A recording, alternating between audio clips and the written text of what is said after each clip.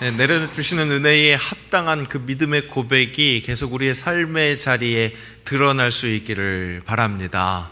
우리 삶의 자리가 계속해서 예배 드리는 자리, 그렇게 복음의 사람으로서 예배자로 사는 그 자리가 될 수 있기를 축복합니다. 요즘 여러분은 어떤 때를 보내고 계십니까? 2023년도 어느새 3월, 그리고 그 중에서도 5번째 날이 되었습니다. 여러분들 이쯤에는, 보통 해를 보내면서 이쯤에는 어떤 일들을 감당하고 계십니까? 어떤 일이 있을 법한 그런 때입니까? 벼농사를 준비하는 농부에게는 바로 지금이 논을 가는 거죠. 논을 갈고 비료를 주는 그런 때라고 합니다. 절기가 우리가 지금 어떤 때인지 그것을 또 알 수 있게도 합니다. 유대인들에게는 3대 절기가 있지요. 유월절, 칠칠절, 초막절, 큰 절기뿐만 아니라 또 몇몇 절기가 있는데, 지금쯤 유대인들은 어떤 절기를 지내고 있을까 한번 궁금해 보니까 태양력으로 올해 3월 7일, 내일 모레죠. 3월 7일 그 내일 모레는 불임절이라고 합니다. 그 에스더서에 보면 하만으로 인해서 그 유대인들이 모두 다 멸절당할 수 있는 그런 말살 그 계획이 있었는데, 거기에서 구원받게 된 그 역사를 기리는 그 불임절이라는 것이 있죠. 그 절기가 바로 지금 이때쯤이라고 하는 겁니다. 예수 그리스도를 믿는 우리는 그 주님의 순환을 기리면서 그 고통, 우리가 함께 동참하기 위해서 경건한 생활을 추구하는 바로 사순절, 그 절기를 보내고 있습니다. 이런 때마다 우리는 이거 할 만한 때지, 항상 뭐 할 만한 때라고 그렇게 생각하게 됩니다. 바로 지금 당신에게 지금은 뭐 할 만한 때입니까? 그렇게 물어본다면 어떻게 대답하시겠습니까? 어떤 것부터 머릿속에 그렇게 떠올리십니까? 이제 날씨가 따뜻해지니까 꽃놀이 가야 할 때입니다. 그렇게 생각하시는 분도 계십니까? 또 새학기가 시작됐으니까 우리 아이들 더 뒷바라지 하려면 한층 더 바빠진 때입니다. 그렇게 말씀하시겠습니까? 아니면 업무가 이제 본격적으로 시작됩니다. 새로운 계약, 뭔가 기대되는 그 계약이 있습니다. 이렇게 말씀하실 분도 계시겠습니다. 그런데 여러분, 혹 하나님을 만날 만한 때는 아닙니까? 하나님을 만날 만한 때. 너희는 여호와를 만날 만한 때에 찾으라. 가까이 계실 때에 그를 부르라. 이사야 말씀은 말씀합니다. 이 말씀대로 하나님 먼저 찾고 그렇게 부르짖지는 못할 망정, 하나님께서 오셨는데 말씀하고 계시는데 그 음성 제대로 듣지 못하는 것은 아닌지 그것을 돌아봐야 하겠습니다. 우리 하나님 언제나 어디서나 함께 하시는 하나님이십니다. 언제 우리의 기전에 그의 음성을 들려주실지 모른다는 겁니다. 바로 오늘이 바로 그 여호와를 만날 만한 때, 가까이 계실 때라는 사실을 의식해야 한다는 것이죠. 하나님의 음성에 응답할 수 있는 그 준비가 우리에게 필요해 보입니다. 오늘 읽은 말씀은 어린 사무엘이 이 하나님의 음성에 반응하는 그 장면이 나와 있습니다. 그에게는 2번의 시행착오가 있었습니다. 이미 하나님께서는 2번을 부르셨습니다. 하지만 사무엘은 그때까지 어떻게 들어야 하는지, 어떻게 응답해야 하는지 몰라서 3번째가 돼서야 하나님의 음성에 제대로 응답할 수 있는, 반응할 수 있었습니다. 그가 왜 이렇게 하나님의 음성에 바로 응답할 수 없었을까? 그 첫 번째 이유는 그가 아직 하나님을 알지 못했기 때문이었습니다. 사무엘상 3장 7절에 보니까 사무엘이 아직 여호와를 알지 못하고 여호와의 말씀도 아직 그에게 나타나지 아니한 때라, 그렇게 말씀합니다. 그가 아직 하나님을 알지 못한 이유, 그것은 아직 어렸기 때문이다, 그렇게 말할 수도 있겠습니다. 아직 하나님이 허락하신 그때가 되지 않았기 때문이다 라고 그렇게 말할 수도 있겠습니다. 그런데 여러분, 놀라운 부분은 사무엘이 지금 당하고 있는 이 일에, 지금 일이 일어나고 있는 곳, 지금 사무엘이 지내고 있는 곳은 여호와의 전이었다는 사실입니다. 사무엘은 어렵게 얻은 아들이었습니다. 그의 어머니 한나가 자식을 낳지 못해서, 그래서 자식이 없어서 그렇게 통곡하면서, 그래서 기도하다가 결국 서원해가지고 그래서 얻은 그런 아들이었습니다.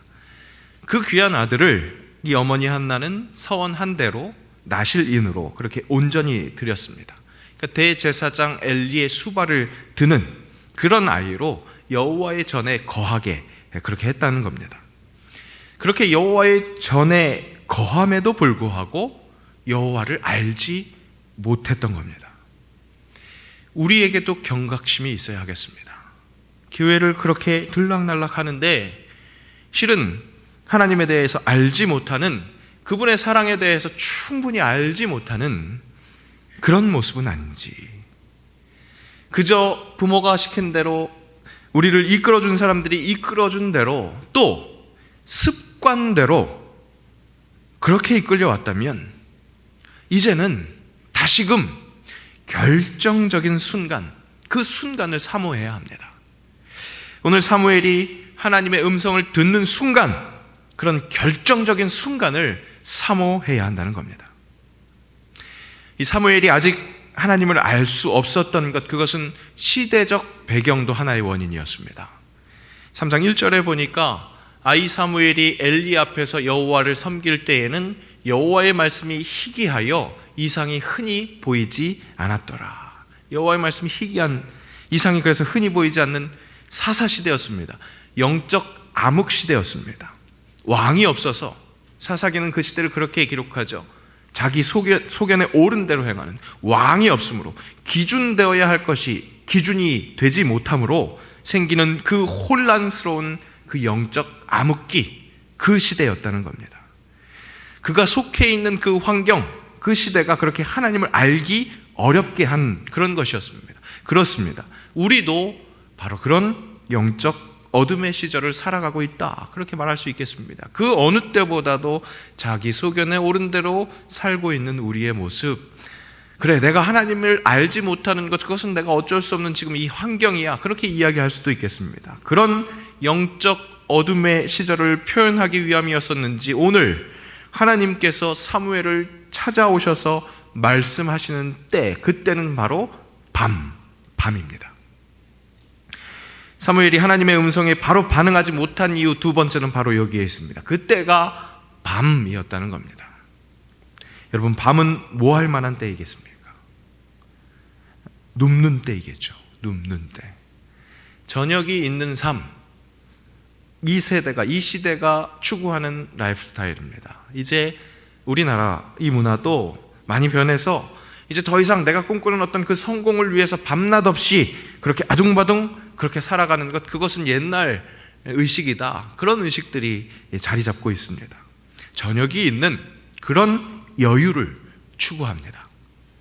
사무엘의 밤, 그의 밤은 그렇게 여유가 있을 수 있는 밤이었는지는 잘 모르겠습니다. 하지만 적어도 눕는 것은 허락되는 그런 밤이었다는 것을 확인할 수 있습니다.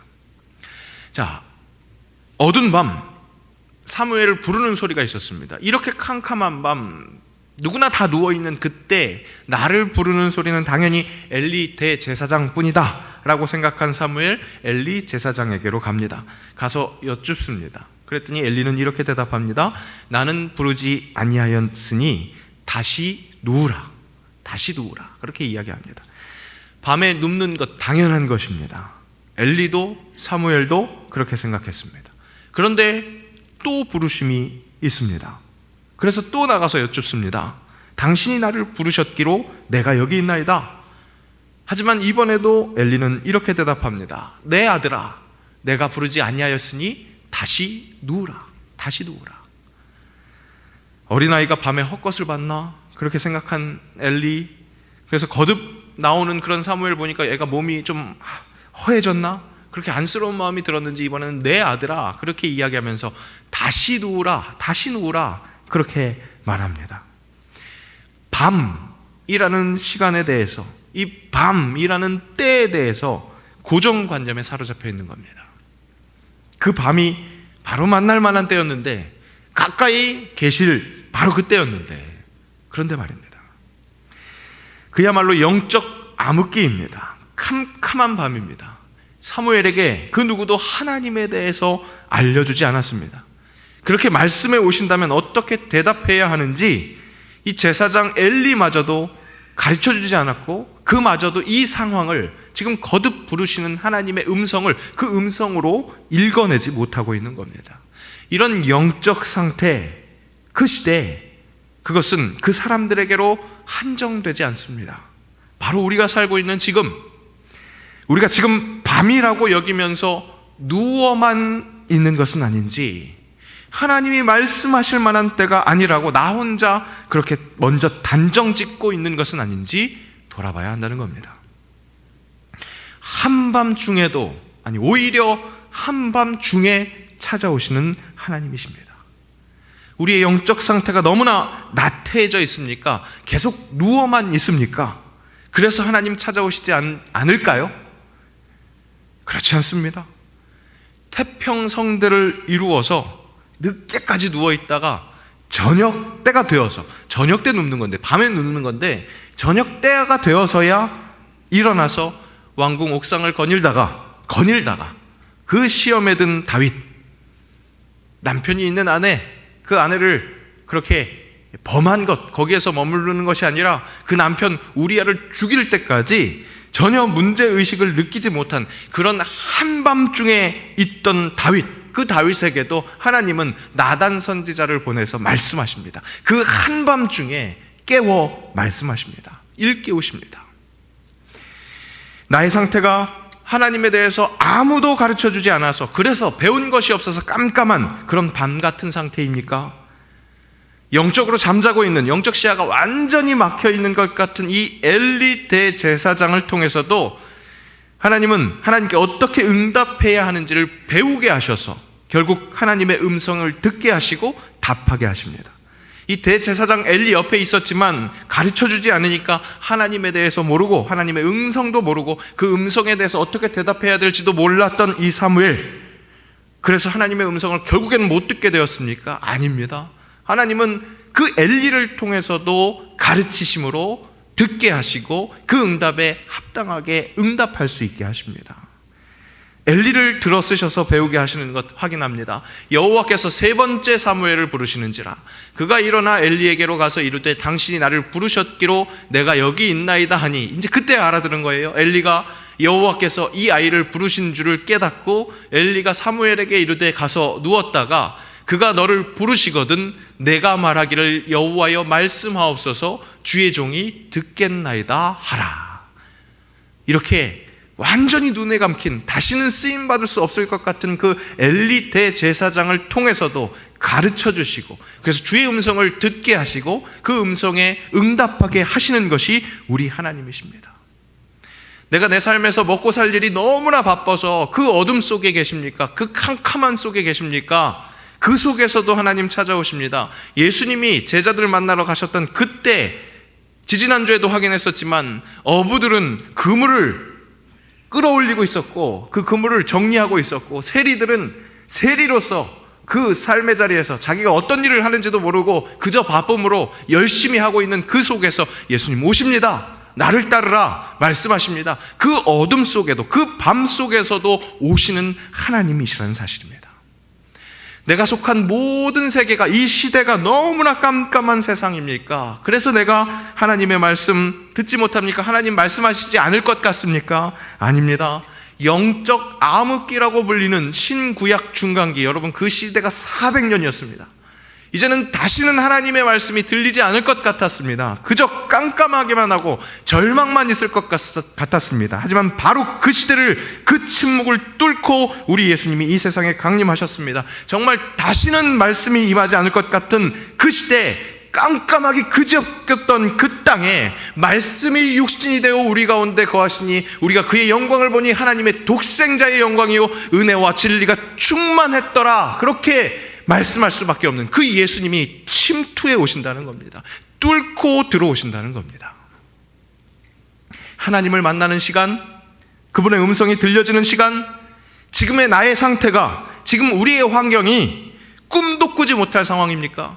그런 시간입니까? 아닙니다. 나에게는 그런 시간이 있을지 모르지만 우리 하나님께는 그런 제한이 없습니다. 하나님은 언제든지 오실 수 있는 분입니다. 우리가 이 밤에 대한 고정관념을 깨트려야 합니다. 우리가 이 밤이라서 안 된다고 생각하는 것, 그것을 멀리해야 합니다. 하나님의 말씀이 임하는 그 방법에 대해서도 우리 고정관념을 버려야 합니다. 우리 하나님은 하나님이 말씀이 임하신다고 한다면 그저 성대하게 그 신비한 모습으로만 오시는 것이 아닙니다. 어제 특별 새벽 기도회 때 확인했었던 것처럼 이사야에게 임하셨던 그 하나님의 영광, 그것만 드러나는 것이 아니라는 겁니다. 우리는 하나님 말씀이 들린다면 그런 상상을 합니다. 이 거룩한 성전에 그 영광이 가득하여서 하나님 높은 보좌에 앉으시고 그 높은 보좌로부터 그 옷자락이 흘러넘쳐서 그 옷자락에 우리가 그냥 스치기만 해도 그렇게 응답 받을 수밖에 없는 그런 은혜 속에 있는 그 시간만 그렇게 생각합니다. 하지만 여러분, 엘리야에게 임했던 하나님의 말씀을 기억해 봅시다. 엘리야가 바알 선지자, 아세라 선지자, 그 수많은 선지자들과 대항해서 이겨냅니다. 큰 승리를 얻어냅니다. 그러면 계속 은혜 충만할 것 같은데 뭔가 공허함을 느낍니다. 뭔가 두려움과 염려가 엄습합니다. 이세벨 여왕이 그 생명을 위협하니까 정말로 공고해집니다. 그래서 도망갑니다. 계속해서 도망가다가 영적으로 육적으로 지칠 대로 지친 엘리야에게 하나님 찾아와서 말씀해 주십니다. 그 말씀이 어떻게 임했는지 확인해 봅시다.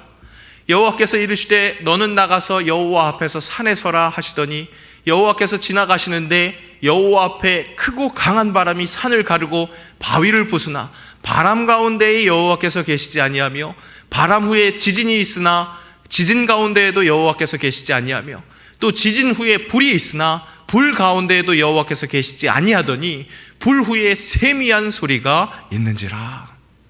강력한 바람, 땅이 흘리는 지진, 흔들리는 그 지진, 정말로 큰 그 불, 그 속에서 하나님 임재하시고 말씀하실 것 같습니다. 그런데 그 모든 것들이 지나가고 난 후 세미한 소리로 말씀하십니다. 세미한 소리로 말씀하십니다.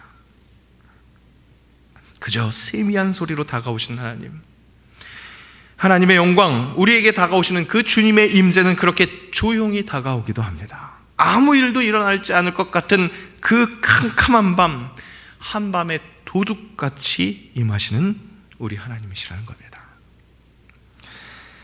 어제도 말씀드린 저 미국의 켄터키주의 한 작은 학교, 에즈베리 대학교에서 한 부흥의 사건이 일어났다고 합니다.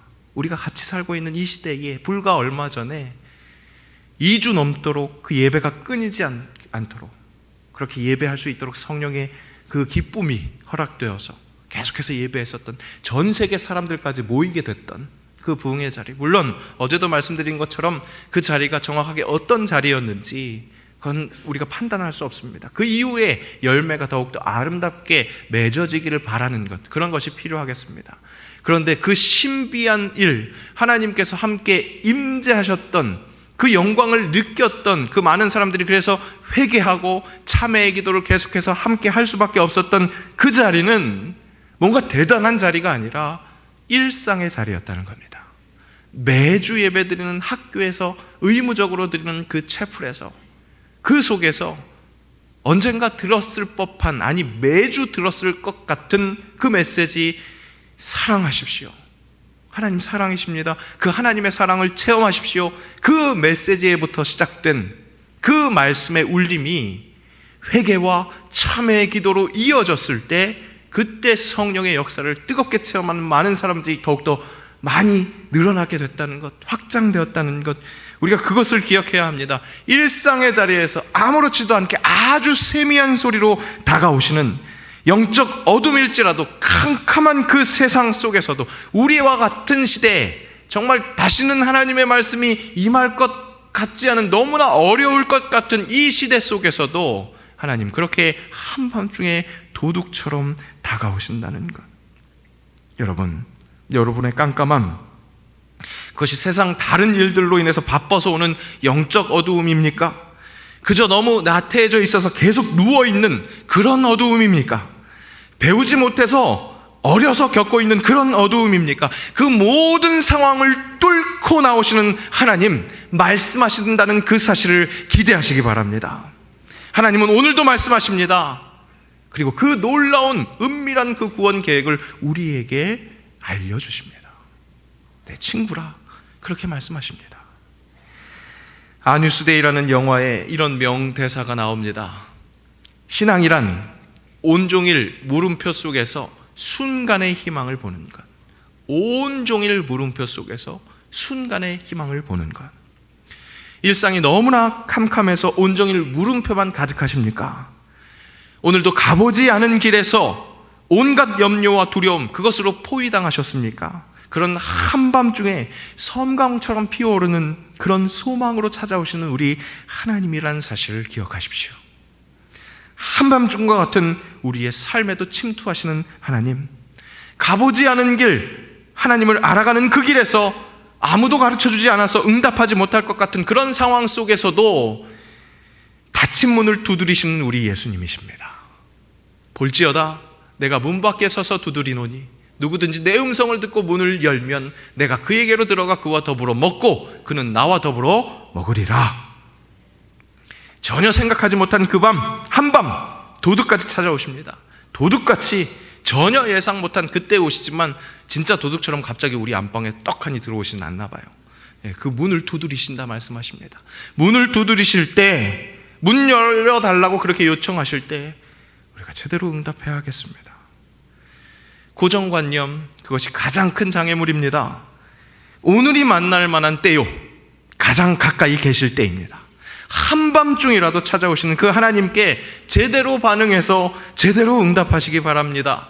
말씀하옵소서 주의 종이 듣겠나이다. 말씀하옵소서 주의 종이 듣겠나이다. 그렇게 준비된 그리스도인 되시기를 축복합니다. 말씀 준비하기 위해서는 별일을 다 합니다. 무엇인가 막 딱 떨어지지 않으면 막 더 용을 써봅니다. 골방에서 다시 한번 더 기도해 보기도 하고요. 또 동네도 한 바퀴 돌아보기도 하고 또 우리 교회도 한 바퀴 더 돌아봅니다. 교회를 그렇게 돌아보다가 아동부실 앞에 있는 우리 아이들의 기도, 그것을 눈여겨보게 되었습니다. 예수님 내 마음에 들어와 주세요. 예수님 내 마음에 들어와 주세요. 우리 아이들의 기도가 정말 순수한 기도, 진짜 우리가 배워야 할 기도 아니겠습니까? 지금은 아닌 것 같습니다. 아무리 봐도요, 지금은 절대 아니겠죠. 내가 이렇게 어둠 속에 있는데요, 이 세상이 이렇게 어두운데요, 내가 이렇게 지금 방탕한데요, 내가 이렇게 지금 나태한데요, 지금은 아니에요. 하나님, 지금은 아닌 겁니다. 그렇게 순수하지 못한 마음으로 내가 다 살아봤으니까 1년을 벌써 몇 번, 사순절을 벌써 몇 번 경험했으니까 지금은 아닙니다. 그렇게 이야기하고 있는 내가 아닌지, 그럴 것이 아니라 우리 아이들에게 배워서 예수님 내 마음에 들어와 주세요. 말씀하옵소서 주의 종이 듣겠나이다. 그렇게 응답해야 하지 않겠습니까? 여러분, 일주일의 삶 속에서 여러분의 삶이 얼마나 어둡고 캄캄할지 모르겠습니다. 그 캄캄함 속에서도 하나님은 분명히 오셔서 말씀하신다는 사실 다시 한번 일깨워 드립니다. 한밤에 도둑처럼 찾아오시는 그 하나님의 음성에 귀 기울이시는 여러분들 되시기를 축복합니다. 그래서 합당한 응답 올려드리는 주의 사람들 되시기를 축복합니다. 예수님 내 마음에 들어와 주세요. 말씀하옵소서 주의 종이 듣겠나이다. 그 고백으로 그 놀라운 역사를 허락받는 귀한 주의 사람들 되시기를 축복합니다. 기도합니다.